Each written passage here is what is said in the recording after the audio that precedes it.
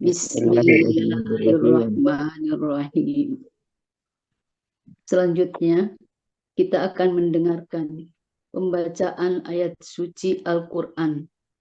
Dilanjutkan dengan sari tilawah yang akan dibacakan oleh Ananda, santri Pondok Pesantren Putri Ummul Mukminin Aisyah, Sulawesi Selatan, yaitu Ayumi Adi Syahrani dan Latifatul Kolbi.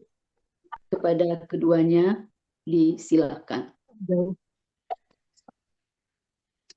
Assalamualaikum warahmatullahi wabarakatuh. Waalaikumsalam warahmatullahi wabarakatuh.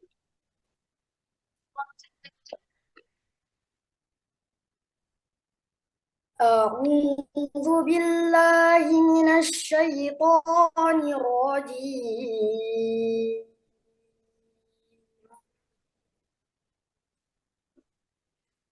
Bismillahirrahmanirrahim.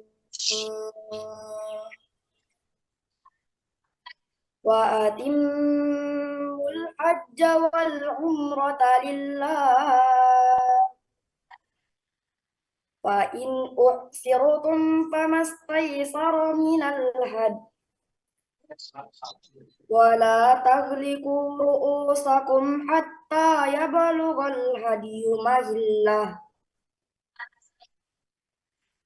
Faman kana minkum maridan aw bihi adam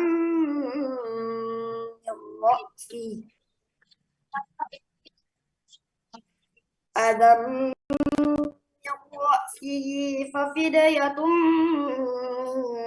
siyamin aw shadaqatin aw nusuk. Fa idza amintum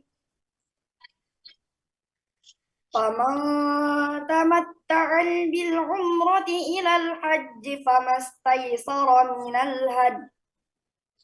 Falam yajid fasyamu thalathati ayyamin fil hajj. Thalathati ayyamin fil hajji wa sab'atin idza raja'tum. Tilka 'asharatun kamilah. Dzalika liman lam yakun ahluhu hadiril masjidil haram. Wattaqullaha wa'lamu annallaha syadidul 'iqab. Al-hajju ashhurum ma'lumat. Faman farada fihinna al-hajja fala rafatha wala fusuqa wala jidala fil hajj. Wa ma taf'alu min khairin ya'lamhu Allah. Wa tazawwadu fa inna khairaz zadi taqwa wattaquni ya ulil albab. Aku berlindung kepada Allah dari godaan syaitan yang terkutuk dengan menyebut asma-Mu ya Allah yang Maha Pengasih, Maha Penyayang. Dan sempurnakanlah ibadah haji dan umrah karena Allah. Tetapi jika kamu terkepung oleh musuh, maka sembelihlah hadyu yang mudah didapat. Dan janganlah kamu mencukur kepalamu sebelum hadyu sampai di tempat penyembelihannya. Jika ada di antara kamu yang sakit, atau ada gangguan di kepalanya, lalu dia bercukur, maka dia wajib berfidyah, yaitu berpuasa, bersedekah, atau berkurban. Apabila kamu dalam keadaan aman, maka barang siapa mengerjakan umroh sebelum haji, dia wajib menyembelih hadyu yang mudah didapat. Tetapi jika dia tidak mendapatkannya, maka dia wajib berpuasa 3 hari dalam musim haji dan 7 hari setelah kamu kembali. Itu seluruhnya 10 hari. Demikian itu bagi orang-orang yang keluarganya tidak ada di sekitar Masjidil Haram. Bertakwalah kepada Allah dan ketahuilah bahwa Allah sangat keras hukumannya. Musim haji itu pada bulan-bulan yang telah dimaklumi. Barang siapa mengerjakan ibadah haji dalam bulan-bulan itu, maka janganlah dia berkata jorok, berbuat maksiat, dan bertengkar dalam melakukan ibadah haji. Segala yang baik yang kamu kerjakan, Allah mengetahui. Bawalah bekal, karena sesungguhnya sebaik-baik bekal adalah takwa. Dan bertakwalah kepadaku, wahai orang-orang yang mempunyai akal sehat. Sadaqallahul azim. Maha benar firman-Mu ya Allah. Lagi Maha Agung. Syukran. Assalamualaikum warahmatullahi wabarakatuh.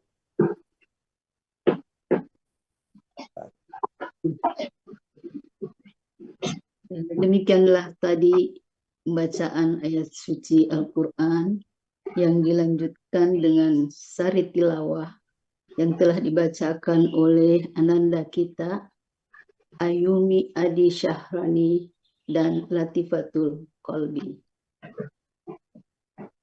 Semoga apa yang dibacakan tadi menjadi rahmat baik bagi yang membaca maupun yang mendengarkan, insya Allah. Dan kepada keduanya kami ucapkan syukran, jazakumallahu khairan katsira.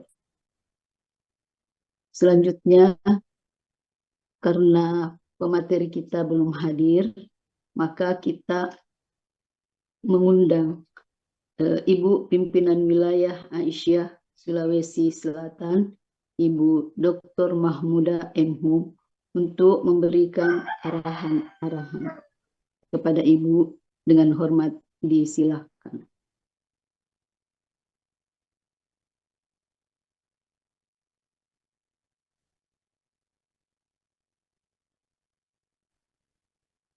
Bismillahirrahmanirrahim.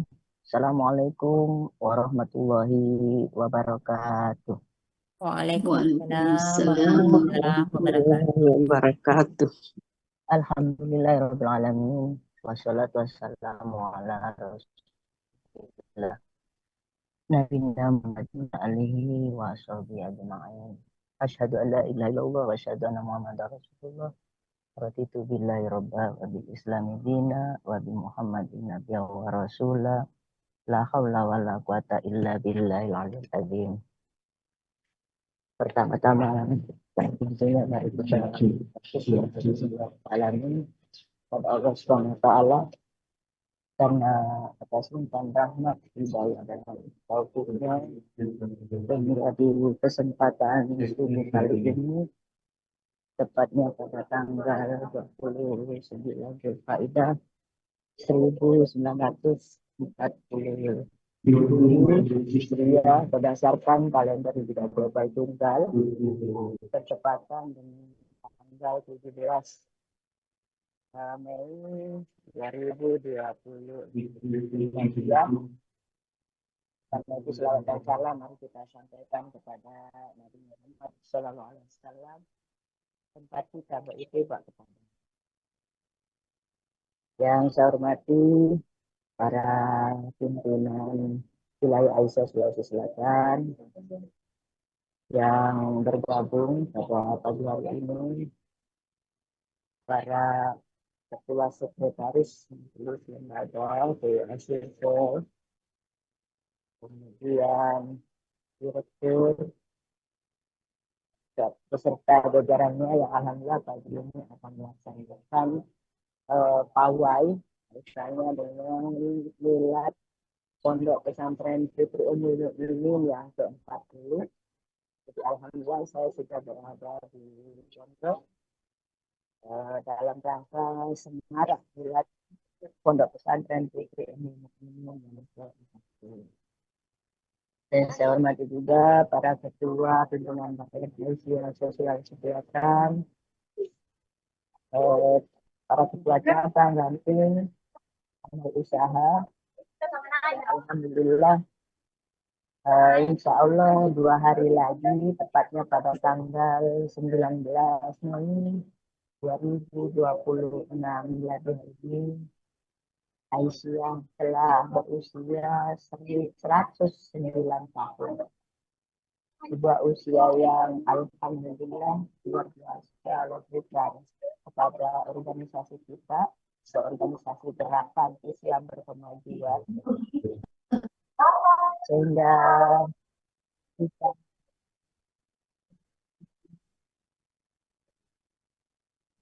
pilih jadi bagian dari perjuangan gerakan amanah PKI Kembali Taji. Oleh karena itu, kesempatan yang luar biasa ini saya mengajak kepada kita semua tambah menyemarakkan ya hati dan pikiran kita, sehingga kehidupan Islami warga Muhammadiyah yang dalam hal ini kita ketahui bahwa kehidupan pribadi dalam hal ini terdiri atas, ya, kita melihat pedoman hidup Islami warga Muhammadiyah, kaitannya bagaimana kita berakidah, kemudian bagaimana kita melihat akhlak, bagaimana juga kita melihat ibadah, kemudian bagaimana kita melihat muamalah dunia. Sehingga kita memahami mengapa untuk milad saat ini yaitu gerakan dakwah, yang memperkokoh dakwah kemanusiaan untuk mewujudkan perdamaian. Dalam hal ini sangat erat juga kaitannya nuansa Idul Adha, sebuah pamit sosial yang insya Allah nanti akan ditumpah secara runut oleh Pak Kiai. Sehingga saya hanya mengajak kepada peserta gerakan perempuan mengaji, pertama, ke depannya ini peserta gerakan perempuan mengaji harus ditingkatkan. Ya, selama periode ini ya sudah tahun keempat, itu tidak pernah mencapai 200. Maksimal itu 140 sekian. Ya, padahal ini sebuah langkah strategis kita untuk menyampaikan berbagai informasi terkait dengan gerakan kita. Kemudian yang kedua, sebagai ortom khusus Muhammadiyah, kita juga tidak ketinggalan informasi bahwa untuk saat ini Muhammadiyah kemarin itu telah melaksanakan uji publik terkait dengan digitalisasi. Dan ternyata sebuah aset itu yang selama ini kita pahami aset itu berupa barang bergerak dan tak bergerak, antara lain amal usaha. Untuk saat ini karena kita di era digitalisasi, sebuah akun itu ternyata menjadi aset data. Sehingga kita berharap akun-akun yang ada di wilayah, di daerah, di majelis, lembaga, amal usaha, Nah, insya Allah pada tanggal 6 itu akan didata oleh pimpinan pusat terkait hal tersebut. Karena ternyata akun itu sudah menjadi sarana untuk ya istilahnya monetisasi. Jadi ada money, ada keuangan di situ. Dan ada temuan ternyata atas nama persyarikatan, tapi atas nama persyarikatan, tapi yang mengelola pribadi dan ada pemasukannya itu masuk ke milik pribadi yang itu tidak diharapkan. Nah, kemarin juga dicontohkan masjid di Universitas Muhammadiyah Yogyakarta. Nah, itu juga ada akunnya dan luar biasa pemasukannya ya, sehingga kita mari menata aset-aset kita yang selama ini kita hanya melihat aset itu tanah, yaitu barang yang tidak bergerak, atau mobil barang yang bergerak, tapi ini lebih ke digitalisasi. Ini merupakan penataan yang dilakukan oleh pimpinan pusat Muhammadiyah sebagai wujud bahwa kita ini gerakan Islam berkembang. Yang kedua, kita perlu pahami juga bahwa dalam beraisyah kita sudah ada pedoman yang ada manhaj. Kemarin juga itu di pimpinan wilayah Muhammadiyah ada penyampaian bahwa semua para pimpinan, tentu kita juga telah melakukan hal yang sama di awal-awal periode, bahwa para pimpinan itu tidak merangkap jabatan, kemudian ya harus memilih bila terjadi di pimpinan daerah Muhammadiyah, sehingga kita ke depan betul-betul harus menata secara organisatoris tentang kepemimpinan kita. Tidak boleh memiliki organisasi yang memiliki amat usaha yang sama. Itu tetap dalam ADART pasal 17. Nah, kemudian di akhir-akhir, saya katakan akhir-akhir karena ini sudah 2026. Insya Allah 2027 kita akan bermuktamar, sehingga pada tahun ini yang insya Allah kita melaksanakan milad, dan setelah milad kita melaksanakan rapat koordinasi. Ini harapannya dalam rapat koordinasi kita mengevaluasi program kerja apa saja yang belum kita lakukan, sisa program kerja apa saja yang belum kita lakukan, dan bisa kita koordinasikan dengan lintas daerah, ya, apalagi kita menggunakan sistem rayonisasi, sehingga harapannya ke depan sebagai contoh umpamanya gerakan perempuan mengaji yang 4 bulan sekali itu pengajian secara luring, tapi itu baru dilaksanakan di rayon 1. Bagaimana nanti kalau di rapat koordinasi ya, semua rayon itu melakukan hal yang sama. Umpamanya di rayon 2 melakukan hal yang sama. Jadi rayon 2 semua itu bertemu secara luring. Seperti itu. Jadi diserahkan pada koordinatornya. Nah, kalau hal itu terjadi, insya Allah program kerja kita ini dengan waktu yang tidak terlalu banyak bisa kita laksanakan.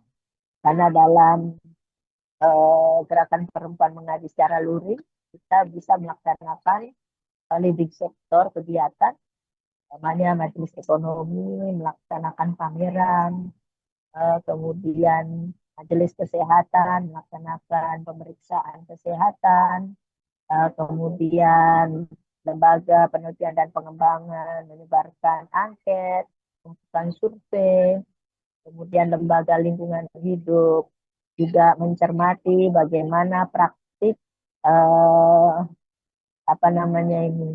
anti sampah, Kemudian Pak Dasmin mengecek lagi bagaimana guru-gurunya, apakah hadir di pengajian, kemudian mendata, mengevaluasi apakah guru-guru tersebut sudah menggerakkan para siswanya. Kemudian juga untuk majelis kesos, apakah panti asuhannya sudah berbasis pesantren, sehingga pada saat kegiatan gerakan perempuan mengaji bisa saja ditampilkan dari panti asuhan itu, umpamanya ya nasib kerjasama dengan LBSU seperti itu. Kemudian MPK, Majelis Pembinaan Kader. Ini kan kita melakukan perkaderan itu bukan hanya perkaderan utama, tapi juga perkaderan fungsional. Perkaderan fungsional itu ya antara lain kita mempraktikkan semua putusan-putusan tarjih itu diinternalisasi dalam kehidupan berbangsa, individu, bermasyarakat, berbangsa dan bernegara. Kemudian jadi 7 majelis dan 3 lembaga ini melaksanakan aktivitas secara optimal, sehingga semua aktivitas kita itu tidak terlepas dari menanamkan ideologi, ya ideologi Muhammadiyah, kemudian mempraktikkan kepribadian Muhammadiyah. Cabe sudah hadir Pak Kiai Bu? Ya, Bu. Belum, Bu. Ya, karena ini juga mau ikut. Iya, Pak. Ya. Kemudian yang berikutnya, Kurang jelas juga, Bu. ya, Kurang jelas sekali, anunya banyak gangguannya. suara saya kurang bagus Bu. Ya. Suara saya kurang bagus Bu. Lumayan bagus kedengaran, Bu. Cuma banyak Ya. suara-suara lain. Kemarin juga cuman ada gangguan-gangguan anak-anak. Oh iya. Ah, ya. Yang berikutnya kita berharap bergeser lagi ke Mila. Kita berharap pada para ketua pimpinan Malaysia Sulawesi Selatan yang sudah mendaftarkan diri. Ya alhamdulillah, terima kasih banyak. Harapannya selain hadir di acara milad, ya, ibu-ibu juga memasang ucapan selamat dan sukses seperti yang telah disampaikan oleh panitia melalui sekretaris yang disebar di grup. Sebagai contoh ucapan selamat dan sukses itu ya umpamanya jadi tinggal diganti saja pimpinan wilayah Asia Sulawesi Selatan, tinggal diganti dengan Pondok Pesantren Putri Indonesia seperti itu. Nah, kemudian jangan lupa juga para siswa-siswi ya diharapkan dan disebutkan bahwa untuk milad ke-109 ini temanya yaitu memperkokoh dakwah kemanusiaan untuk mewujudkan perdamaian, ya diberikan motivasi dikaitkan dengan 7 kebiasaan hanya Indonesia rusak. Jadi kebiasaan yang ini bangun pagi juga diberikan.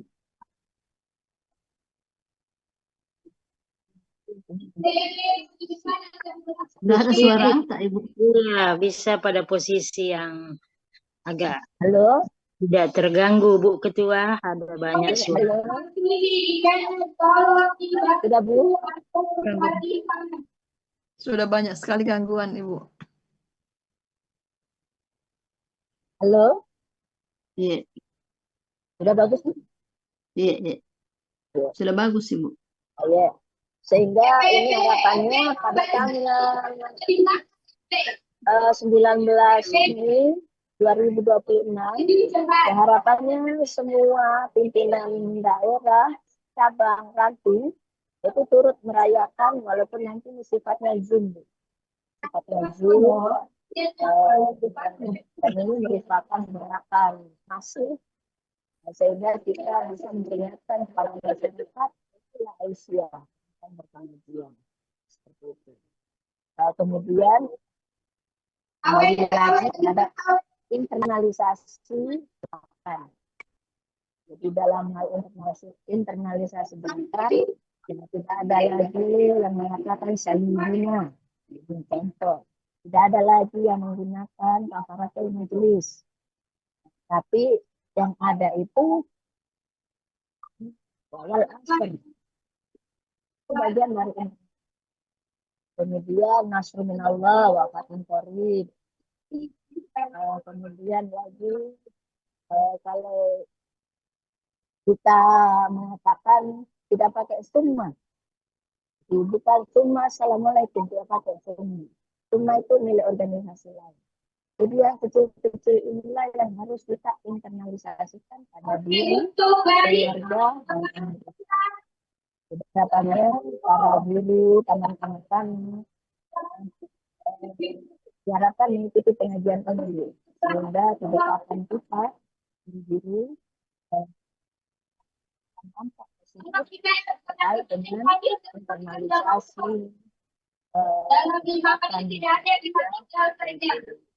risalah Islam berkemudian, maksudnya risalah perempuan berkemudian menjelaskan kita. Dan dalam hal ini 7 karakter, tentu karakter pertama iman dan hak itu tidak ditawar-tawar lagi. Jadi kita beriman bahwa kita percaya Allah itu Esa, dan dari keesaannya itu kita bertakwa, patuh dan tunduk kepada perintahnya, menjauhi larangannya, seperti mengerti diwujudkan dalam melaksanakan rukun Islam, mulai rukun Islam pertama, kedua, ketiga, keempat, ini yang dijelaskan dengan rukun Islam.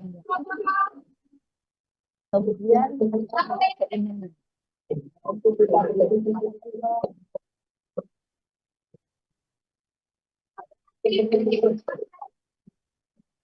Lalu suara. Udah kedengaran Bu suara. Enggak bagus suara, enggak jelas suaranya.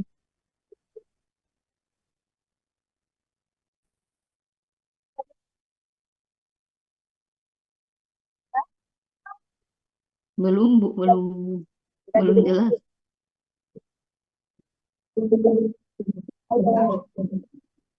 Ya,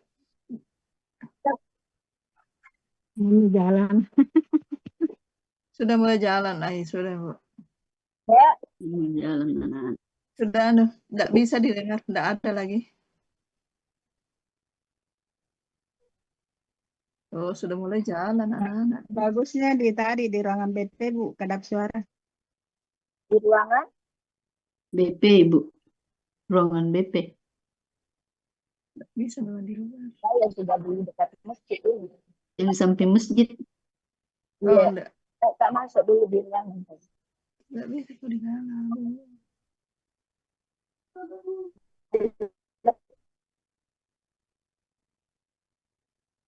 Waduh. Halo.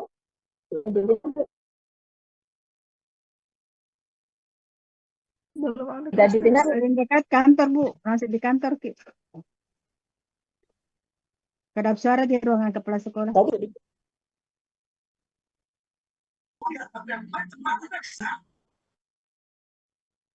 sudah didengar?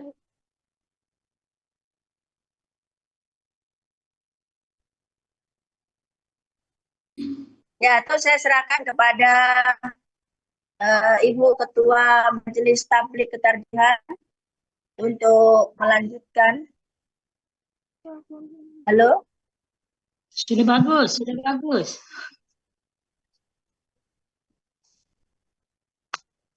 Gila. Ruangannya Bu Suada, Bu. Kedap suara.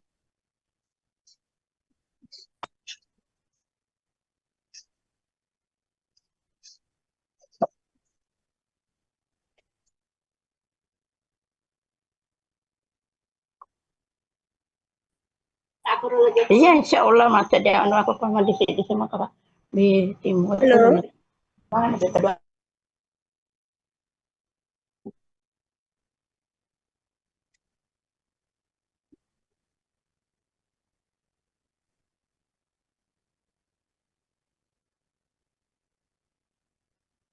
Saya berikan kepada Ibu Sekretaris Panitia untuk menjelaskan beberapa hal, Bu. Silakan.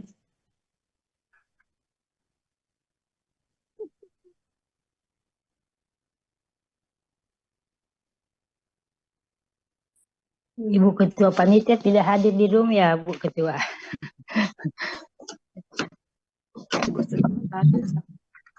Tidak ada Ibu Ketua. Tidak ada Ibu Ketua. Ibu Prof. Nur Hayati Ali ya? Tidak ada. Tidak ada, Ibu. Tidak Oh, ada. tidak ada. Ya, ya. Bismillahirrahmanirrahim. Assalamualaikum warahmatullahi wabarakatuh. Waalaikumsalam warahmatullahi wabarakatuh. Minta maaf Ibu, saya tidak aktifkan video. Lagi ada kurang sehat saya. Alhamdulillah wa syukurillah wa la hawla wa la quwata illa billah. Rabbi shrahli sadri wa yassirli amri wa hlul 'uqdatam min lisani yafqahu qawli.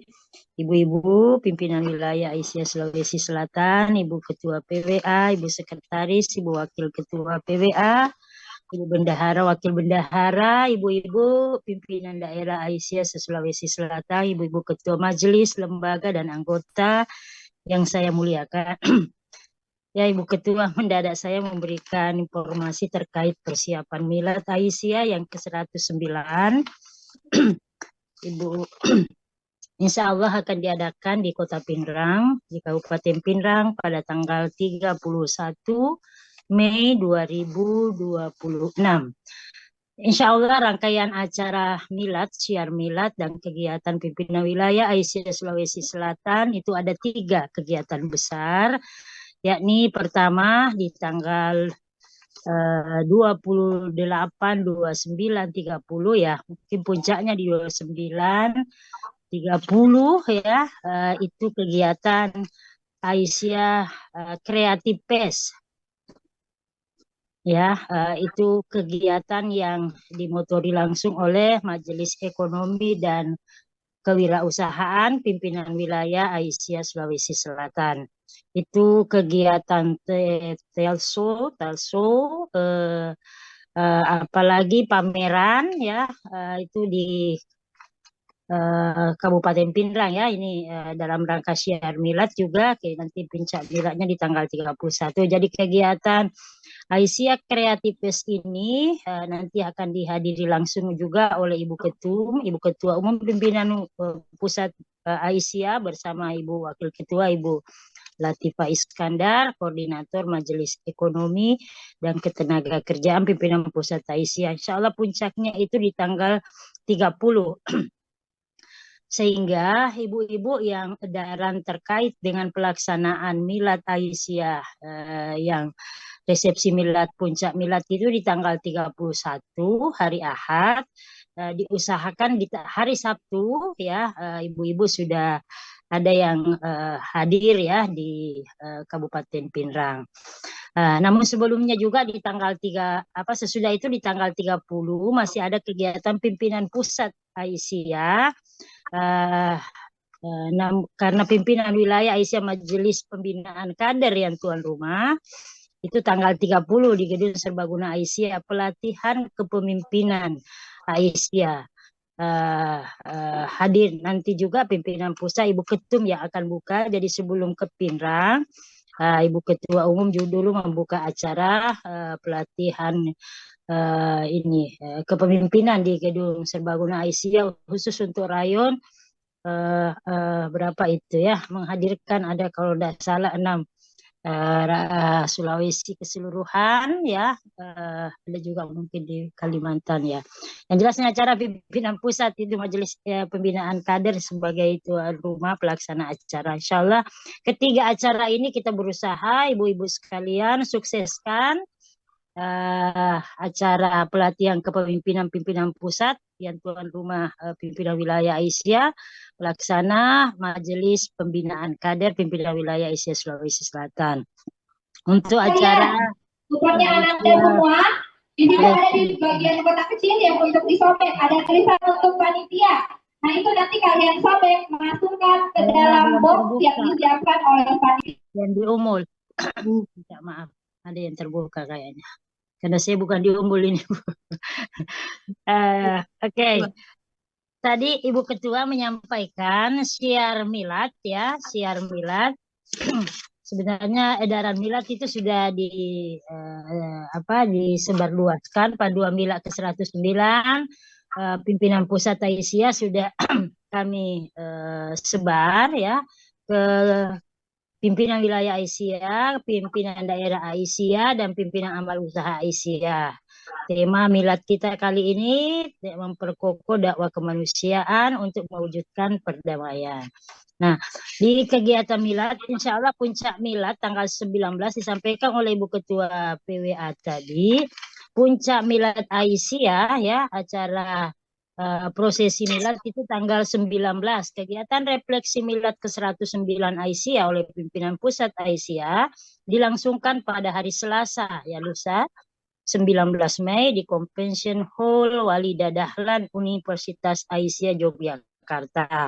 Jadi ini nanti mudah-mudahan pimpinan daerah juga dikirimkan link Zoom-nya supaya kegiatan puncak milad ke-109 pimpinan Pusat Aisyah yang dilangsungkan di Convention Hall Walida Dahlan Universitas Aisyah Yogyakarta kita ikuti semuanya secara bersama.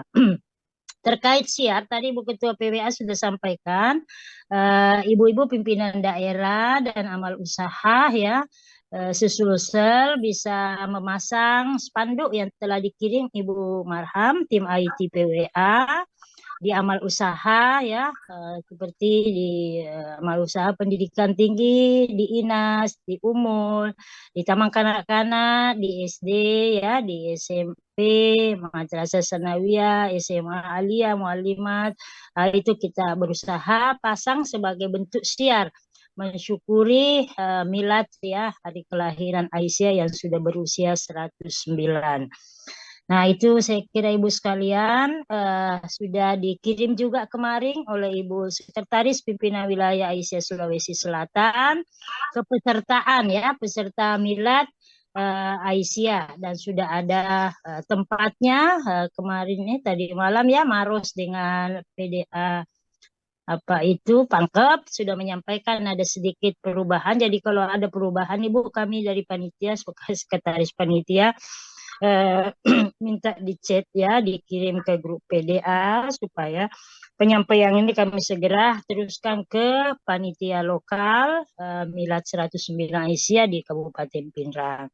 Di situ sudah lengkap LO-nya ya ibu-ibu, rombongan pimpinan daerah yang akan ke Pindrang sudah lengkap ya, nama-nama LO dari panitia lokal. Insya Allah puncak acara milad akan dilaksanakan di aula Masjid Al-Munawir ya, Kota Pindrang yang bersebelahan dengan Hotel Atika di Jalan Poros, pinggir jalan ya, tidak terlalu sulit untuk dicari. Saya kira itu Ibu yang berkaitan dengan penyampaian milad.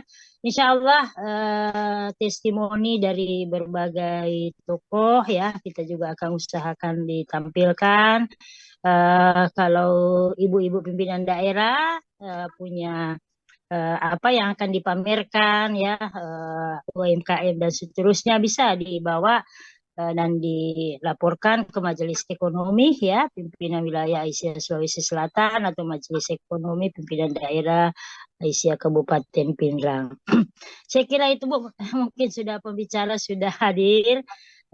Hal-hal yang berkaitan langsung dengan teknis pelaksanaan milad, syiar milad, kita usahakan selalu kirimkan di grup-grup majelis lembaga, grup pimpinan daerah dan grup pimpinan wilayah Aisyah Sulawesi Selatan. Yang kita syukuri milad kali ini langsung akan dihadiri oleh Ibu Ketua Umum ya, pimpinan Pusat Aisyah, Ibu Dr. Salma Urbaina, dan satu ya pimpinan pusat koordinator Majelis Ekonomi dan Ketenagakerjaan. Di acara Majelis Pembinaan Kader insya Allah juga akan hadir 3, kalau tidak salah 2 atau 3 pimpinan pusat Aisyah yang langsung akan memandu acara pelatihan kepemimpinan Aisyah, pelatihan kepemimpinan ya. Saya kira demikian. Ibu Sabriani, mungkin sudah ada penceramah kah? Belum masuk. Belum masuk, iya. Mungkin itu ya, koordinator dari Sudah ada, Pak. sudah ada. Oh, Ya. sudah ada. Alhamdulillah, minta maaf kita ini sudah berpanjang lebar padahal penceramah sudah hadir. Iya. Oke, saya kembalikan. Mohon maaf ya Ibu karena saya tidak ada menyampaikan hal-hal terkait dengan persiapan mila. Mohon maaf Pak Kiai. Selamat datang di pimpinan wilayah Gerakan Perempuan Mengaji pada pagi hari ini. Mohon maaf, saya kembalikan kepada moderator Ibu Dr. Anda Sabriani Saleh, MPD ya. Alhamdulillah akan memandu acara ini. Terima kasih ibu-ibu sekalian, ibu pimpinan wilayah, ibu pimpinan daerah, ibu majelis lembaga, dan keluarga besar Aisyah Sulawesi Selatan yang bersama-sama hadir pada Gerakan Perempuan Mengaji pada pagi hari ini. Terima kasih. Nasrul minallah wa fathun qarib wa basyiril mu'minin. Assalamualaikum warahmatullahi wabarakatuh. Waalaikumsalam warahmatullahi wabarakatuh. Terima kasih Bu. Baiklah ibu-ibu sekalian, karena pemateri kita sudah hadir, untuk mengefisienkan waktu, marilah kita mempersilahkan kepada Al-Ustaz Dr. Kiai Haji Abbas Baco Miro LCMA untuk menyampaikan materi ketarjihan terkait haji dan umroh. Kepada Al-Ustaz, kami silakan dengan hormat. Ya, terima kasih. Sebelumnya saya ngirim salam dulu.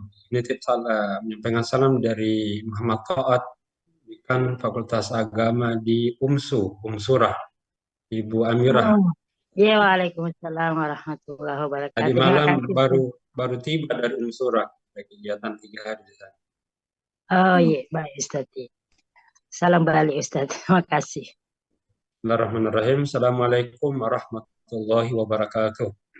Waalaikumsalam warahmatullahi wabarakatuh. Alhamdulillah wassalatu ala Rasulillah wa ala alihi wa ashabihi wa man wala. Yang saya hormati dan saya muliakan Ketua Pimpinan Wilayah Aisyah, Ibu Dr. Mahmudah, juga Ibu Amira yang sudah menyampaikan fasilitasi milad, seluruh pimpinan yang hadir, Ibu Moderator Siti Sapriani. Ini pengajian kita akan lanjutkan.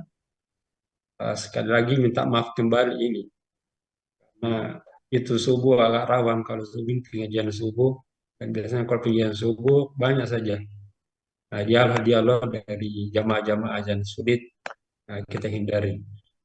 Yang kedua,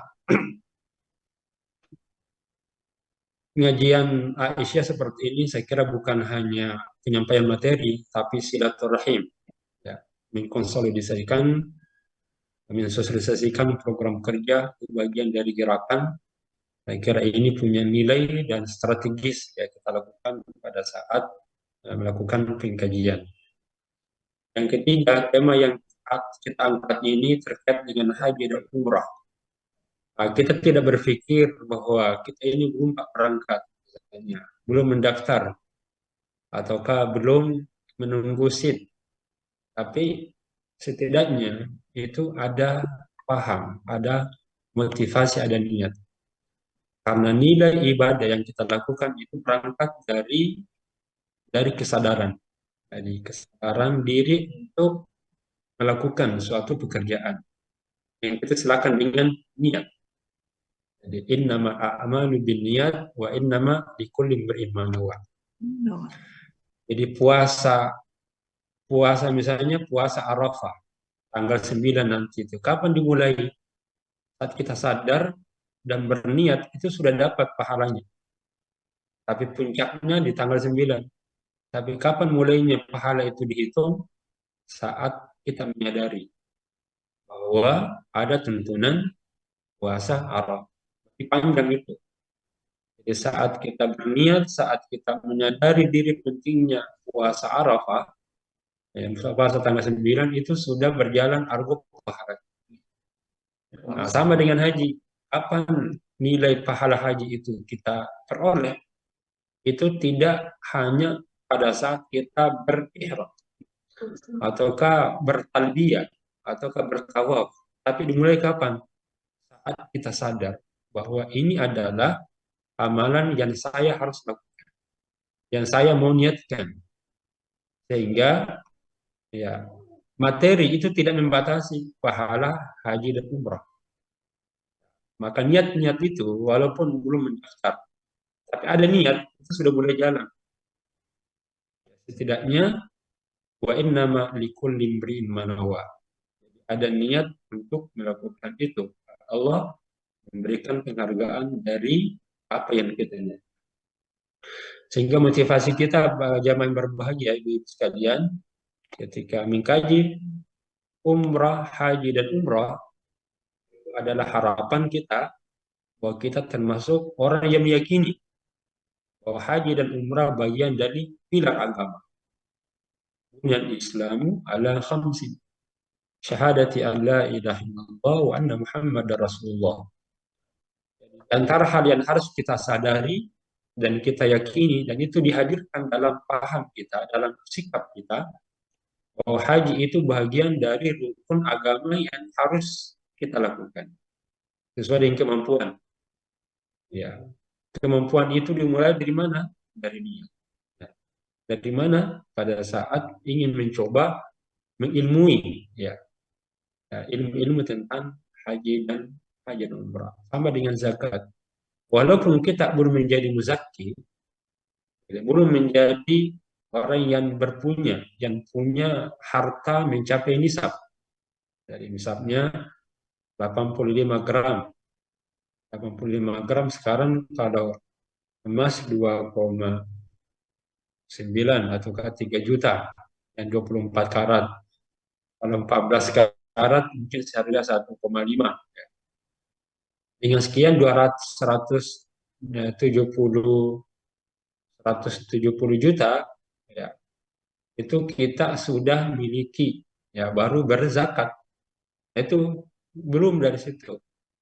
Tapi dari awal kita sadari dan kita yakin bahwa ini adalah rukun Islam, pilar agama, itu sudah mengalir ya, ibadah kita. Karena ibadah itu bukan hanya praktiknya, tapi konsepnya. Konsep dengan cara meyakini itu sudah mulai kita dapati nilainya itu. Itulah kerja hati namanya, iman. Jadi rukun iman masuk ke rukun Islam. Imannya apa? Mengimani bahwa haji bagian dari rukun Islam. Prakteknya nanti masuk ke langkah keduanya. Yang ketiga, ya, karena haji dan umrah ini bagian dari ibadah praktis. Artinya ibadah yang membutuhkan ucapan dan menjadi gerakan, perbuatan dan perkataan yang dituntun oleh agama. Maka perlu adanya tuntunan dalam melaksanakan haji dan umrah. Secara detail mungkin tidak akan dibahas ini karena ini panjang sekali kalau terkait dengan hukum seputar haji dan umrah. Satu bagian daripada agama. Tapi konsep umum, haji dan umrah itu dilaksanakan, ya, pada waktu tertentu. Hanya al-hajju ashhur ma'lumat. Faman farada fihinna al-hajja wala rafatha wala fusuka wala jidala fil hajj. Jadi ada ketentuannya. Pelaksanaan ibadah haji itu adalah di bulan-bulan haram. Di bulan-bulan haram. Nah, di mana saja itu di bulan-bulan haram? Di bulan haram itu termasuk di bulan haji sudah terbatas. Syawal, Dzulqa'dah, Dzulhijjah. Jadi ada waktunya. Pelaksanaan ibadah haji itu berwaktu. Jadi mulai Syawal Zulqa'dah, Zulhijjah. Sedangkan umrah kalau terpisah dengan haji kapan saja dan tidak ada batasan kecuali peraturan pemerintah Saudi Arabia. Hanya kalau dimasuk di bulan Zulqa'dah tidak boleh lagi berumrah secara mandiri. Nah, jadi kalau umrah terpisah itu tidak ada batas waktu. Tapi kalau umrah haji ada waktunya.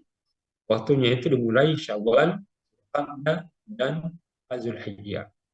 Nah, terkait dengan haji, puncaknya itu adalah wukuf di Arafah. Sehingga ibadah haji dan umrah ini, itu kebanyakan waktu yang digunakan adalah di bulan Zulhijjah. Di bulan Zulhijjah. Nanti, karena ini terkait dengan Zulhijjah, maka istimewa. Kenapa istimewa di bulan Zulhijjah itu? Karena Nabi SAW menjadikan 10 hari pertama di Zulhijjah adalah amalan istimewa. Amalan yang paling dicintai oleh Allah. Nabi SAW telah menyatakan, "Ma min ayyamin, tidaklah suatu hari, al-amalus salih." Jadi melaksanakan amal salih. Ya. Ahabbu ila Allah, yang sangat Allah cintai. Min hadhil ayyam al-ushur. yakni al-ushur. Dari hari-hari 10 hari pertama di bulan Zulhijjah. Jadi tanggal 1 sampai dengan 10 kata Nabi adalah amalan yang paling dicintai Allah. Amalan yang paling dicintai Allah ini adalah indikator amalan yang punya nilai tinggi, nilai harga yang sangat tinggi. Jadi amalan itu kadang ditinggikan penghargaannya karena berkah. Tapi amalan itu kadang dihargai tinggi karena dicintai. Jadi amalan sangat dihargai oleh Allah dengan penghargaan tinggi. Yang pertama karena berberkah, yang kedua karena amal itu dicintai. Contoh kalau berberkah tinggi nilainya karena berlipat-lipat. Ya Ramadan itu berlipat-lipat, itu tinggi nilainya. Saat kegiatan dilaksanakan secara kolektif. Jadi misalnya amal sosial yang dikerjakan oleh banyak orang itu tinggi itu karena berkah. Keberkahan itu di dalam jumlah yang banyak. Jadi semakin banyak yang melakukan, semakin berserikat di dalam, maka semakin tinggi harganya itu. Tapi kadang amal itu tinggi harganya kalau amalan itu dicintai. Nah, contoh amalan yang dicintai adalah berdasarkan jenisnya. Contoh, salat di awal waktu, itu dicintai oleh Allah. Berbakti kepada orang tua, dicintai oleh Allah. Memberi makan kepada orang fakir, itu dicintai Allah. Tapi juga terkait dengan waktu. Ada waktu yang dicintai oleh Allah. Mana waktu yang dicintai oleh Allah? Itu adalah waktu yang dilaksanakan di 10 hari pertama. Tanggal 1 sampai 10. Yang lain dicintai juga, tapi spesial untuk 10 hari pertama ini. Hari ini kita berada di tanggal 30 Zulqa'dah. Nah, besok masuk tanggal 1. Berarti besok kita perbanyak amal ibadah. Walaupun sebelumnya ada tapi kita tingkatkan di 1 itu. Lewat apa? Lewat puasa. Puasa Senin Kamis, puasa Daud. Jadi perbanyak di sini. Puncaknya di tanggal 9 Zulhijjah. Yang kita silakan dengan puasa Arafah. Puasa Arafah menghapuskan 1 tahun yang lalu dan 1 tahun yang akan datang. 1 tahun yang datang. Termasuk juga yang lain nanti amal yang dicintai Allah adalah yang qiraatul Quran, ibadah sosial yang lain, jenis amal kebajikan apa saja. Kalau milad Aisyah di Pinrang tanggal berapa? Tanggal 30. 31. 31. Tanggal 31. Iya, 31, Ustaz. Iya. Baik, amal sosial apa saja? Amal ibadah mahdoh, amal ghairu mahdoh, kalau itu dilaksanakan di 10 itu pastikan dicintai. Kalau dicintai itu berarti terangkat derajatnya, harganya. Jadi sehingga ada puasa, ada sedekah, ada silaturahim, ya berbagai amal soleh, ya, kegiatan produktif yang baik-baik. Puncaknya itu di tanggal 10 atau Idul Adha. Bagi jamaah haji, itu luar biasa. Yang melaksanakan ibadah haji dan umrah. Jamaah kita sekarang berangkat ini dari Madinah, gelombang 1, masuk ke Madinah, ke Makkah. Di sini mereka akan melaksanakan umrah, namanya umrah haji. Bagi mereka yang sudah sampai ke Saudi, melaksanakan umrah haji, ya menyelesanakan tamattu namanya. Tapi mereka yang mengambil ifrad, ya menunggu masuk ke Mekah, melaksanakan tawaf, ya kudum, ya tangan, lalu menunggu wukuf di Arafah untuk pelaksanaan ibadah haji. Jadi berangkat berihram dari pondokan masing-masing untuk menuju Mekah, menuju Arafah. Ya, mulai tanggal 9, tapi dimulai tanggal 8, namanya Yom Tarwiyah. Puncaknya wukuf di Arafah di tanggal 9. Bagi mereka mengambil ifrad. Nah, mereka menggabungkan, yaitu namanya qiran. Jadi satu niat. Berarti jamaah haji kita ini saat ini, besok dan selanjutnya melaksanakan ibadah-ibadah dan waktu yang sangat dicintai Allah. Inilah yang kita sampaikan kepada keluarga. Berlipat-lipat itu bagi jamaah haji sekarang yang haji umrah. Apa? Waktu dilaksanakan di waktu-waktu yang dicintai Allah karena di bulan Zulhijjah. Kemudian kedua, dilaksanakan di tanah haram. Ibadah-ibadah yang dilaksanakan itu selain dalam keadaan berhaji, dilaksanakan di tanah haram. Misalnya di Masjid Nabawi atau di Masjid Haram. Di mana ibadah yang kita laksanakan di Masjid Haram itu 100.000 dibanding dengan salat yang lain. Nah, ini disebut dengan amal yang berberkah karena kelipatan, nilainya tinggi. Jadi kalau berumrah atau salat jamaah saja di Masjid Haram lalu dilaksanakan di tanggal 1 sampai 10 Zulhijjah, maka berlipat-lipatlah keistimewaan yang diperolehnya ini. Nah, bagi kita yang melaksanakan haji dan umrah ini, ya, ada beberapa ketentuannya dalam pandangan tarjih. Secara ringkas saya akan menyebutkan. Yang pertama berniat. Nah, cara niatnya ini ya perlu dilafalkan. Beda dengan niat yang lain. Niat yang lain. Kalau sholat jangan dilafalkan. Hanya usalli sunnatal Idul Fitri, tidak perlu bagi Muhammadiyah. Tapi kalau di haji, di tarjih perlu dilafalkan. Lafalkan. Berniat. Apa lafalnya? Labbaika umratan. Labbaika umran wa hajja. Ya, kalau digabung ya. Kalau hanya haji saja, labbaika hajjan. Ya, bisa ditambah juga labbaika Allahumma hajjan. Jadi sesuai dengan jenis haji yang dilakukan. Jadi dalam pandangan tarjih, niat untuk haji umrah perlu dilafalkan. Tapi untuk ibadah lain tidak perlu dilafalkan. Kenapa berbeda? Karena Nabi menyampaikan, khudhu anni manasikakum. Ambillah cara manasik haji dariku.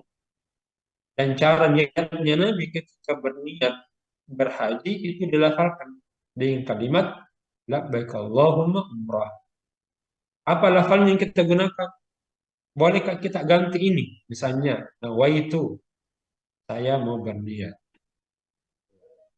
An ahujja, untuk berhaji. Ya, tidak salah. Tapi Muhammadiyah tidak menuntunkan. Cukup yang dilafalkan oleh Nabi. Berupa labbaika umratan ataukah hajjah. Yang kedua bertalbiyah. Jadi setelah kita berniat pada saat kita berihram, jadi nilai pertama adalah berihram. Nah, setelah kita berniat yang ditandai dengan penggunaan baju ihram. Laki tidak boleh berjahit. Jadi dua pakaian. Perempuan boleh menggunakan pakaian yang menutup aurat, menutupi seluruh badannya kecuali wajah dan kedua telapak tangan. Telapak tangan tidak boleh ditutup, wajah juga demikian. Setelah itu bertalbiyah. Talbiyah ini artinya menyatakan labbaik Allahumma labbaik, labbaik la syarika lak labbaik, pernyataan diri untuk memenuhi panggilan Allah. Karena haji itu panggilan Allah, ya. Bagaimana caranya? Bertalbiyah boleh dilakukan sendiri-sendiri, ya, sendiri-sendiri. Boleh juga bersamaan, atau boleh melalui kelompok hingga anggota jamaah mengikutinya. Untuk apa ini? Supaya lebih banyak. Tapi intinya di situ adalah mandiri. Tapi kalau ada yang mengomandoi, ya, itu boleh. Dari mana dasarnya bahwa bertalbiyah secara bersamaan dituntunkan? Seperti dalam kebiasaan Ibnu Mas'ud. Beliau menyatakan, "Sami'tul ladzi unzilat alaihi surat al-Baqarah." Jadi saya mendengarkan surah yang diturunkan di sini, yaitu di Arafah, di Makkah, dan menyatakan, labbaik Allahumma labbaik, wala summa labba wa labbaik. Dia pun bertalbiyah dan kami pun bertalbiyah bersama. Ini dalil bahwa bertalbiyah boleh bersama-sama. Nah, kemudian dikenal dengan miqat makan. Miqat makan ini adalah tempat di mana dimulai seluruh rangkaian ibadah haji dimulai. Namanya batas-batas tempat.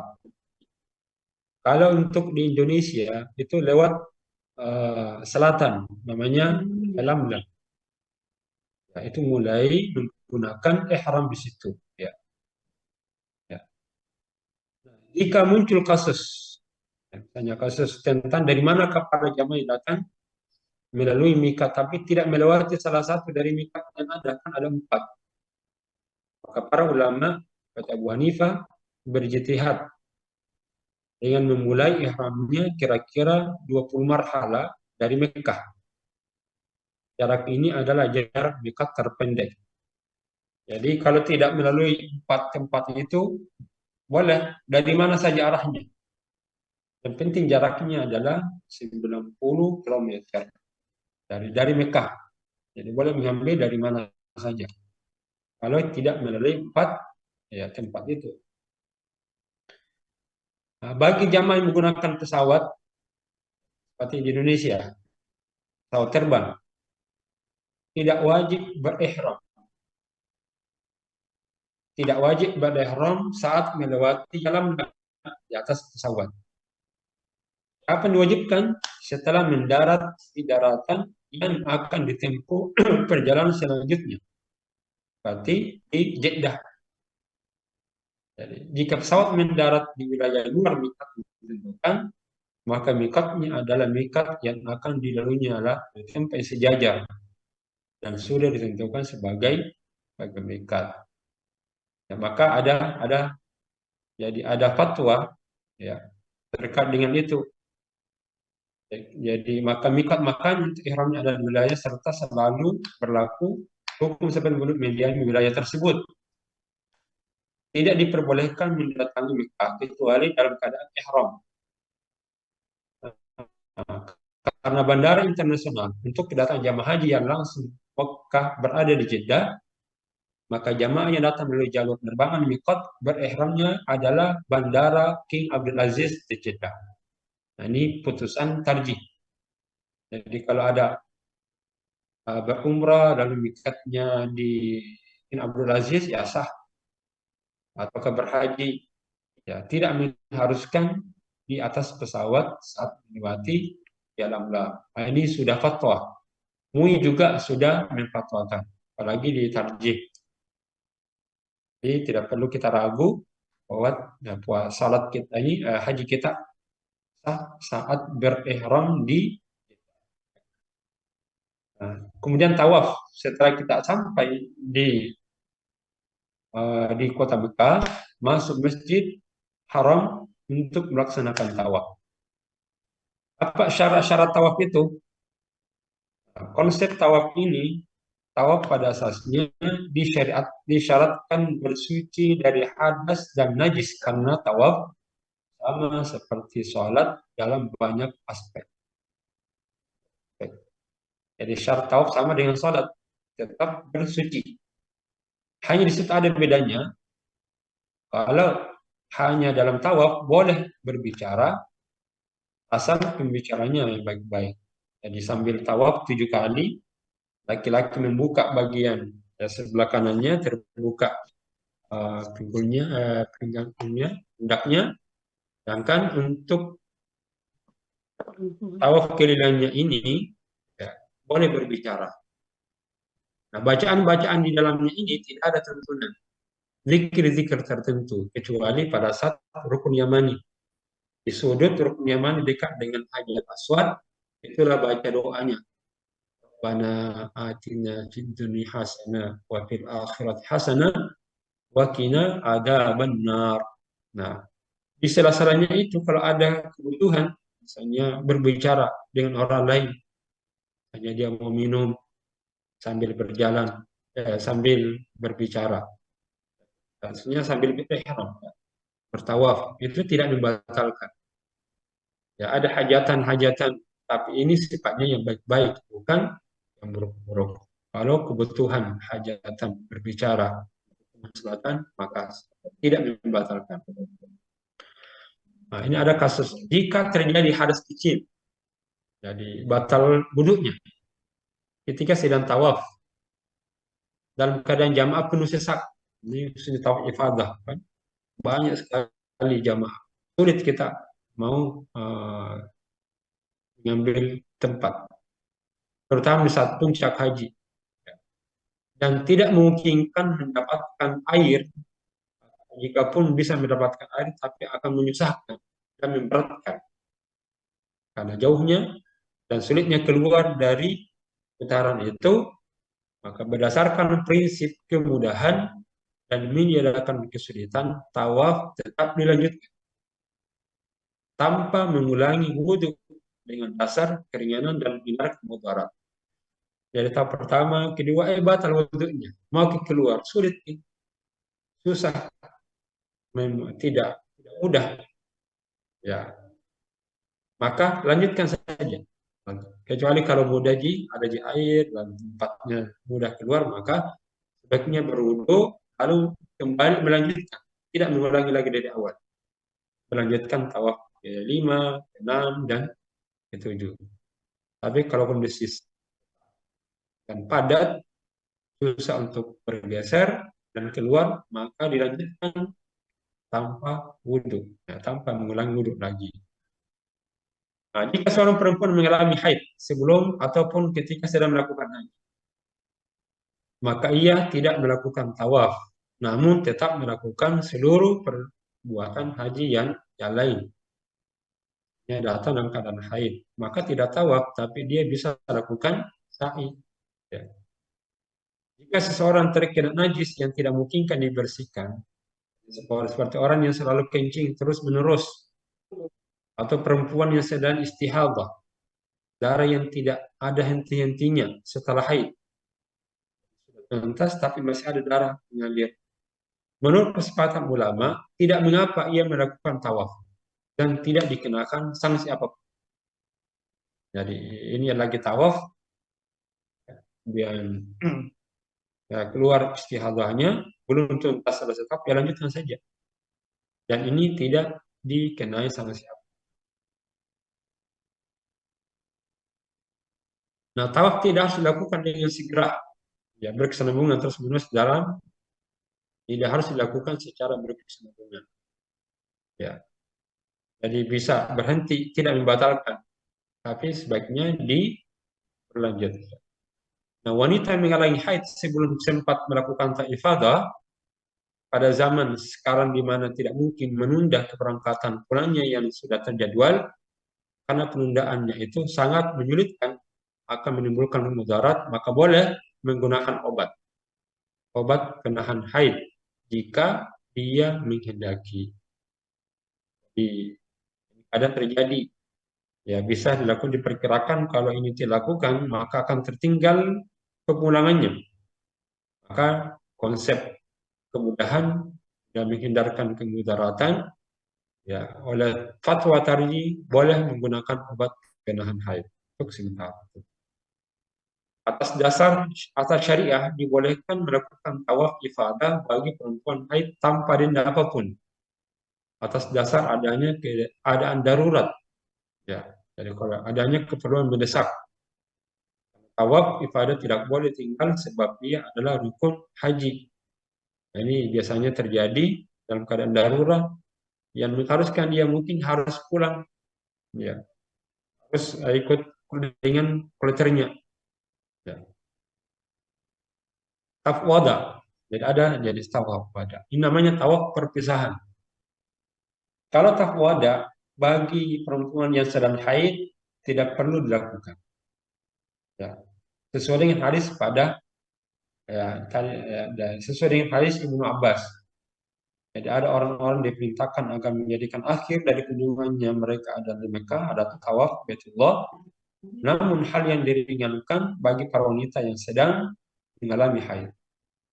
Namanya wajib tawaf sunnah. Ya, ketika ingin meninggalkan kota Mekah, maka bagi perempuan yang haid tidak perlu melakukan dan tidak membayar dam. Tidak membayar dam. Karena itu adalah keringanan. Baik. Wukuf di Arafah. Nah, bagaimana hukum seputar wukuf di Arafah?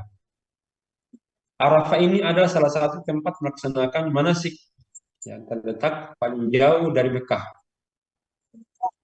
Nah, Arafah terletak di luar kawasan, tidak merupakan bagian dari kawasan tanah suci Mekah. Ya, berada di luar kawasan tanah haram, bukan tanah suci. Ya, Arafah merupakan satu area yang luas, ada tanda-tandanya.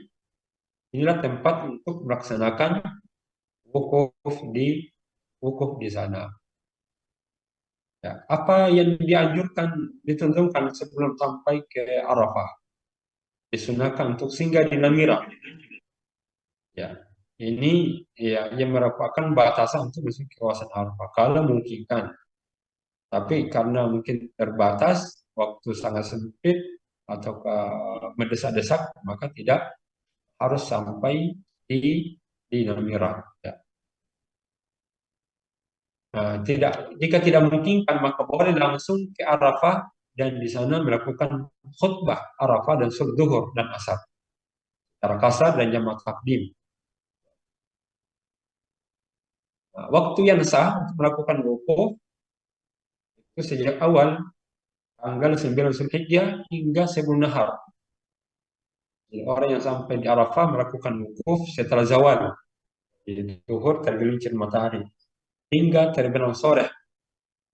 Jadi waktu wukuf itu mulai tergelincirnya waktu zuhur sampai dengan masuk waktu maghrib.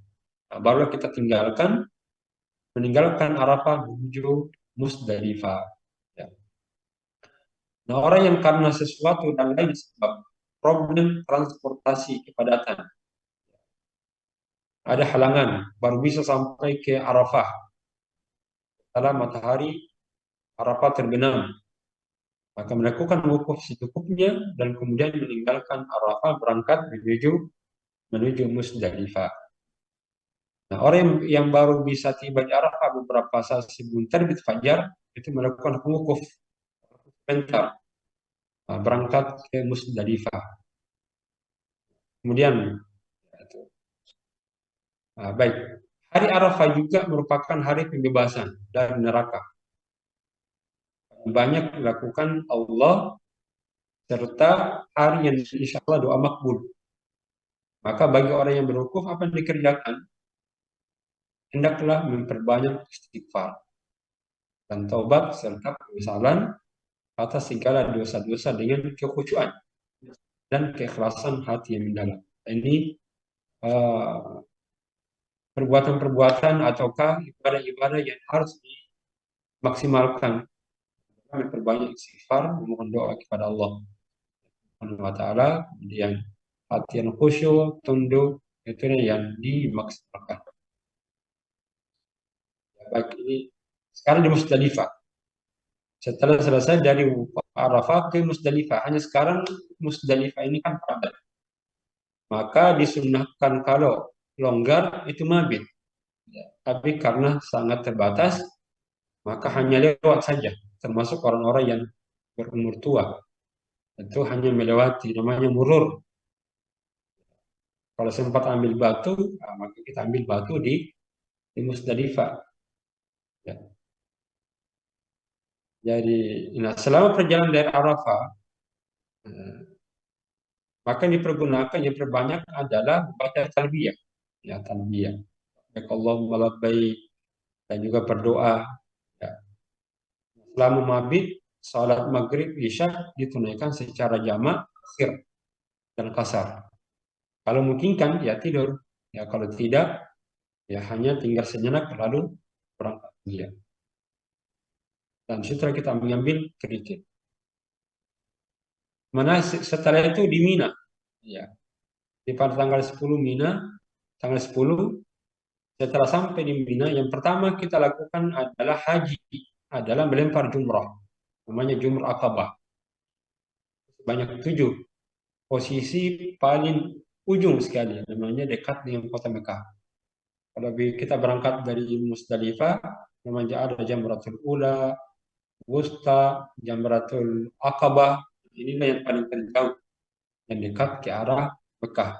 1 hari kali saja, itu 7 kali lemparan.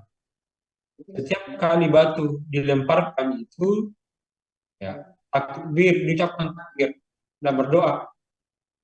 Allahumma ja'alhu hajjan mabrura wa dhanban maghfura. Saat melempar, Allahumma, setiap kali kita dilemparkan, diucapkan takbir Allahu Akbar dan berdoa. Doanya, Allahumma ja'alhu hajjan mabrura wa dhanban maghfura. Baik, sekarang mungkin dipercepat. Oke. Ada salat. Salat selama safar, atau Nabi mengkasar salatnya.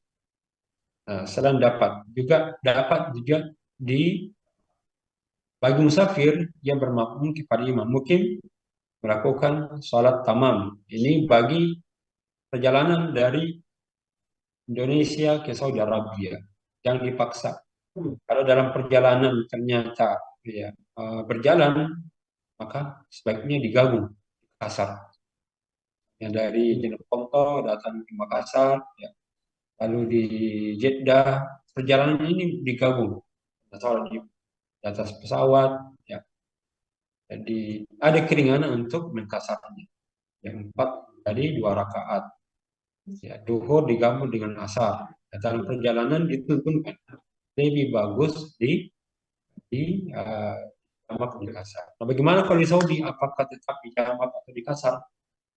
Nah, di sini ada pilihan. Karena ini momentum untuk beribadah, memang tujuannya di sana.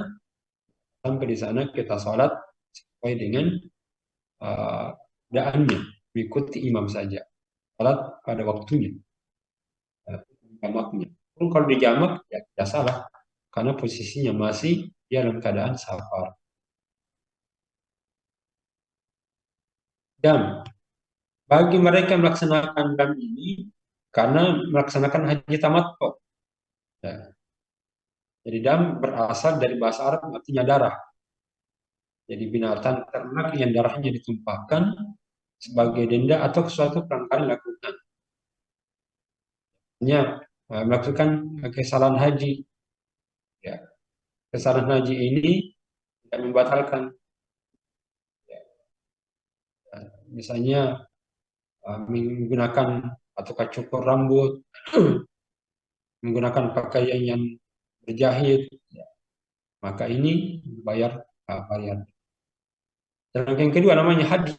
Haji itu disebut dengan penyembelihan hewan karena melaksanakan ibadah haji tamattu. Nah, ini bagian dari manasik haji, bukan karena pelanggaran. Bagi jamaah berkata haji dalam haji tamattu diwajibkan sebagai sanksi salah. Jadi haji tamattu yang mengharuskan menyembelih hewan bukan karena pelanggaran. Tapi karena memang itu adalah ibadah, rangkaian ibadah tamattu. Kalau dia mengambil tamattu, maka tuntunannya menyembelih hewan, namanya dam. Dam ini bisa dilaksanakan di Saudi Arabia, bisa juga di negeri masing-masing, di tanah suci, di tanah air. Misalnya dam kita ini disalurkan di Indonesia, atau boleh diwakilkan di Indonesia. Kita sudah fatwakan. Kemarin Majelis Tarjih membuat pengajian halaqah tarjih terkait dengan dam. Kebolehan menyembelih hewan dam atau kurban di luar tanah suci, boleh di tanah air. Kemudian di sini ada hal yang menyebabkan kita harus menyembelih hewan. Misalnya bernazar, batal haji karena gangguan keamanan, bunuh binatang, ya, meninggalkan salah satu kewajiban. Ini yang mengharuskan dia harus membayar dam itu.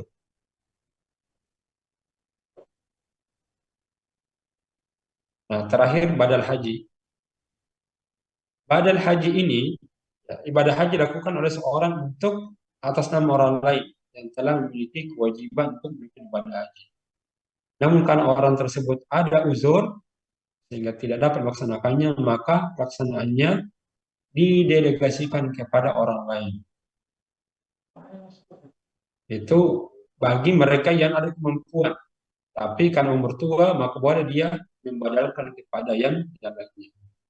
Adapun yang sudah meninggal dunia, ya misalnya meninggal dunia, dan dia berwasiat, boleh dibadal. Tapi kalau sudah dia meninggal lalu tidak ada wasiat, ya maka apakah boleh menggantikan ya ibadah hajinya itu? Kalau dalam usia ya, tua kemudian tidak mampu lagi, maka sudah tidak ada kewajiban untuk melaksanakan ibadah haji. Ya. Baik, saya kira demikian. Ini secara umum saja beberapa hukum-hukum, nanti kita kembangkan di sesi ya tanya jawab. Ini haji berkali-kali ya. Umrah berkali-kali, apakah itu dibolehkan? Ya, pada prinsipnya haji itu ya sekali saja. Umrah sekali dalam satu perjalanan, tidak berkali.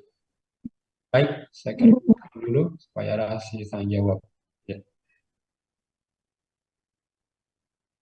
Baik, demikian tadi pemaparan materi terkait ibadah haji dan umrah yang telah disampaikan oleh guru kita Al-Ustaz Dr. Kiai Haji Abbas Baco Miro LCMA.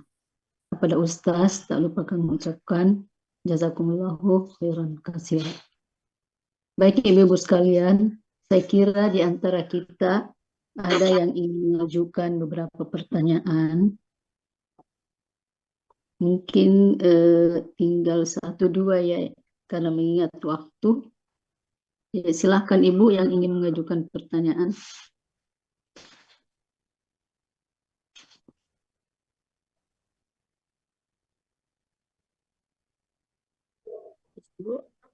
Ada Bu, iya. Bisa? Iya. Silahkan Ibu. Iya, makasih banyak. Dengan menyebut nama dan Iya. asal daerah Ibu. Iya. Makasih banyak Pak Ustaz. Saya Ibu Megawati dari PCA Minasauka. Alhamdulillah saya juga tadi subuh mengikuti ceramah Pak Ustaz di Masjid Darul Muttaqin.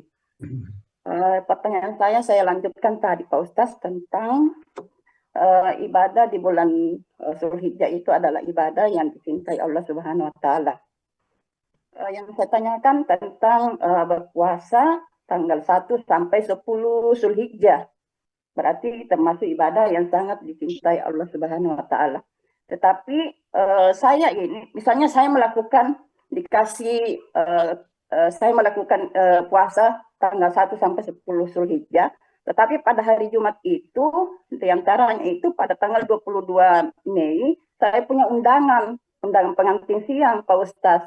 Apa yang saya lakukan? Apakah saya lanjut puasa sunnahnya, atau saya menghadiri undangan tersebut dan membatalkan puasa saya? Makasih banyak, Pak Ustaz. Langsung dijawab mungkin. Langsung, iya. Puasa 1 sampai 10 ini itu dibatasi karena tanggal 10 tidak boleh puasa karena hari raya Idul Adha. Tanggal 9 sampai 1 sampai 9. Sampai 1-9. Puncaknya itu di 9. Jadi intinya adalah memperbanyak puasa di 10-10 itu. Tidak mesti tiap hari di situ. Memperbanyak. Jadi puasa Daud boleh Senin hari ini puasa, besok tidak lagi puasa lagi, ataukah Senin Kamis, ataukah tapi yang tidak boleh tinggal itu ya tanggal 9 itu. Sehingga kalau ada undangan, jadi jatuh pada tanggal 9, ya maka sebaiknya dilanjutkan saja puasanya. Tapi kalau selebihnya, lihat jenis undangannya apa. Ada undangan pengantin, ya kan pengantin ini maksudnya banyak, mendoakan, ya datang bersilaturahim, sekaligus juga makan-makan. Jadi bukan satu tujuan. Tapi ada juga memang satu undangan khusus makan. Diundang Ki Ibu Megawati, memang diundang untuk baca-baca misalnya, untuk makan songkol. Tidak ada tujuan lain, maka sebaiknya dibatalkan saja. Dan itu tidak salah. Nabi SAW untuk puasa sunnah boleh dibatalkan. Berarti Nabi seperti Aisyah, ya Rasul, saya pagi ini saya siapkan makan khusus buat engkau ya Rasul. Nabi puasa kayak ini. Tapi bagaimana ini? Saya sengaja buat, begitu saya batalkan. Karena dia hargai suami istrinya, maka dia batalkan itu. Tapi kalau tadi, jadi lihat, kalau tujuannya untuk dimakan, selain datang ke 9 tidak mengapa. Karena itu tujuan utamanya dipanggil untuk makan misalnya. Tapi kalau undangannya multi tujuan, di pernikahan, selain untuk makan-makan juga tujuan lain. Datang untuk mendoakan anak yang menikah. Ya, maka di situ yang kita lakukan adalah mendoakan. Sedangkan untuk tidak makan, ya bisa dilanjutkan. Dan biasanya kalau ada orang yang berpuasa di tengah orang yang tidak berpuasa, banyak doanya dari malaikat. Elus-elus gitu. Elus-elus. Tapi berdoa di tengah orang yang tidak bermakan, maka malaikat akan mendoakannya. Ya. Tanggal berapa undangan tak Ibu Megawati? Tanggal 9. Ini contoh saja. Ya. Kira cukup. Ada pertanyaan lagi yang lain? Iya, ada Pak. Ada Pak Ustadz. Iya. Dari, mohon maaf Bu Sabria. Moderator.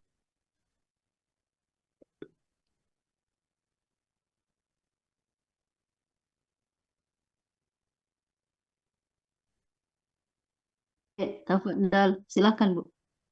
Iya, terima kasih Ustadz. Terima kasih Kak Sabriani. Yang ingin saya tanyakan di sini Ustadz, yaitu bagaimana sebenarnya pengertian daripada pakaian ihram Ustadz? Yang apakah ada perbedaan dengan pakaian yang lain atau bagaimana? Apakah pakaian ihram itu memang yang selalu kita pikirkan bahwa pakaian ihram itu harus putih seperti itu Ustadz? Hanya itu. Terima kasih. Baik, saya jawab langsung. Ihram itu adalah pakaian yang khusus digunakan untuk membatasi diri, hal yang membatalkan saat melakukan ibadah haji. Intinya situ adalah menutup aurat. Untuk perempuan lebih longgar. Longgarannya maksudnya batasannya hanya sebatas menutup aurat. Boleh menggunakan yang berjahit. Warnanya terserah. Yang penting menutup aurat. Dan warnanya putih, ada hitam. Tapi jangkit juga warna pink nih. Warna pink. Tapi yang warna yang tidak terlalu menyolok, seperti berwarna sangat putih. Kenapa dipilih? Karena tidak banyak warna-warninya. Itu sebenarnya ijtihad saja. Ada juga warna hitam, ya, tidak terlalu bercorak, ya, bisa isinya polos. Polosnya ini ada warna abu-abu, warna hitam, dan Indonesia itu menyeragamkan. Itu warna putih karena sisi kebersihannya, sisi kezuhudannya juga bersih. Kemudian Allah suka, Nabi menyukai warna yang putih, simbol kesucian. Laki-laki ya lebih ketat, maksudnya ketat ini terbatas, tidak boleh berjahit, ya tidak boleh pakai penutup mata kaki yang menutupi mata kaki, ya tidak boleh pakai songkok. Ya. Kalau perempuan menutup aurat, yang terbuka itu hanya wajah dan telapak tangan. Iya, makanya di Saudi kan kita banyak itu warna, ada yang hitam, ada yang biru, ada yang putih, ya tidak banyak warna-warni di situ. Oh, Iya. berarti Ustadz tidak ada perbedaan Ustadz, yang penting bagi perempuan menutup aurat Ustadz, Ya, itu menutup saja. aurat. Iya. Oh, Dan iya. disukai yang polos supaya tidak mengganggu jamaah yang lain. Banyaknya iya. warna-warni. Ya, karena ini kan nama Baik. khusyuk, tawajuh, ya, sehingga perlu ada ada kefokusan. Dan antaranya adalah pakaian yang tidak berwarna-warni. Iya, berarti tidak perbedaan Ustadz ya antara ini Ya, pakaian tidak yang ada. lain. Yang penting menutup aurat pada saat Menutup kita aurat. melakukan kegiatan-kegiatan haji ya. Ya. Makasih Ya. banyak Ustadz. Ya. Assalamualaikum Ya, warahmatullahi wabarakatuh. makasih Bu Nadia. Iya. Baik Ustaz, saya mungkin menambahkan tadi pertanyaannya Bu Megawati. Ada pemahaman masyarakat kita bahwasanya tanggal 1 sampai tanggal 9 itu adalah puasa khusus. Puasa khusus. Ya. Adakah memang dalilnya Ustaz? Itu dalil khusus tidak ada. Dalam pandangan Kardi yang ada adalah tanggal 9. Puasa tanggal 9 Dzulhijjah. Namanya puasa Arafah. Terus Itulah yang ada ada. puasa tarwiyah Ustaz. Puasa Istilahnya. tarwiyah juga. Ya, kita tidak menyebutkan itu. Itu yang ada hanya tanggal 9. Pun kalau ada sifatnya umum. Itu artinya memperbanyak puasa di 10 hari pertama. Itu tanggal 1 sampai dengan tanggal 9. Jadi kalau kita buka di tuntunan tarji, tidak ada istilah tanggal puasa tanggal 8 Zulhijjah. 1 sampai 8. Yang adalah tanggal 9 Zulhijjah. Tapi kalau sifatnya umum, misalnya tidak dibatasi, ya bisa saja namanya puasa mutlak. Memperbanyak puasa di hari-hari itu. Di mana Allah menyukai melaksanakan amal ibadah. Masuk ibadah. Ya. Oh iya. Baik Ibu sekalian, mungkin Itu di banyak chat, saya jawab di chat nih. Oh iya Ustaz. Ya. Oh, ternyata slide-nya tidak jalan-jalan tadi, tapi mungkin ada di suaranya. Ada yang meninggal dunia, ibu omnya meninggal dunia. Ya, dan raja Allah menghfirlahu warhamhu. Pernahkah ada kejadian seorang jamaah haji perempuan yang tiba-tiba datang haid saat dia sementara dalam perjalanan wukuf di Arafah? Tidak menjadi masalah karena tidak dipersyaratkan ketika kita berwukuf itu dalam keadaan suci, dan tidak boleh itu ada pada saat tawaf karena dipersyaratkan suci. Tapi kalau untuk wukuf tetap dia berdiam diri, tapi tidak melakukan ibadah sholat, tidak sholat, tapi rangkaian wukuf tetap dilakukan. Yaitu yang dilakukan adalah melakukan doa-doa, ya ibadah-ibadah yang tidak dibatasi oleh wudu ataukah suci dari hadas besar dan hadas kecil. Tentu banyak kejadian, banyak ibu-ibu ketika berwukuf lalu datang halangan, maka tetap bergabung dalam wukuf itu, hanya tidak melakukan ibadah sholat. Dan Ibu Mariani, pertanyaan kedua, ya, dihajikan selama hidupnya sholat. Jadi selama hidup sholatnya saja jarang. Tentu ini selama dia masih muslim, ya maka ibadah-ibadah yang lain tetap dituntunkan. Ya, hanya saja tentu dia berdosa karena meninggalkan sholat yang wajib. Tapi apakah boleh dihajikan? Nah, dihajikan maksudnya adalah yang boleh dihajikan adalah ketika masih hidup dan ada hartanya. dan dia mendelegasikan kepada keluarganya, maka masih boleh. Jadi karena itu rangkaian rukun Islam. Tapi hanya saja tentu salatnya yang bolong-bolong itu ya nanti ada pertanggungjawabannya. Dengan ibadah haji, ketika dia mampu, kemudian hanya karena ketuaan misalnya, apakah sudah tidak mampu, maka boleh dihajikan oleh keluarganya dan ya yang sudah haji, Tapi yang belum haji ya tidak boleh. Nah, caranya biayanya dikasihkan saja sama dia. Itu terjadi masuk dalam bimbingan haji ataukah nomor porsinya ada, tapi karena sudah tua digantikan oleh anaknya. Nah, anaknya ini bukan menggantikan, tapi mengambil posisi kursinya karena posisinya belum haji. Yang boleh menghajikan adalah mereka yang sudah berhaji. Tapi kalau itu dilakukan, maka mengalir pahalanya anaknya yang berhaji, tapi mengalir juga kepada orang tuanya. Kan itu namanya amal jariah. Walaysa lil-insani illa ma sa'a. Apa hukumnya menggunakan? Ya. Hukumnya menggunakan warna putih. Apa ini warna putih? Apa warna putih ini? Baju kah? Iya, pakaian maksudnya Ustaz. Iya. Mungkin bagi perempuan mungkin Ustaz. Ya, berihram. Iya.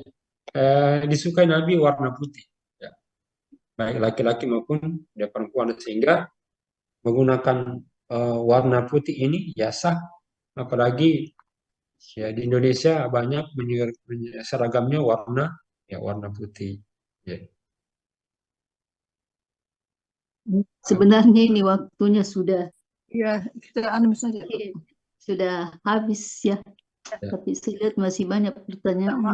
Saja. Jadi sudah 41, Bu. Minta maaf. Ya. Iya, Saya percepat saja ini.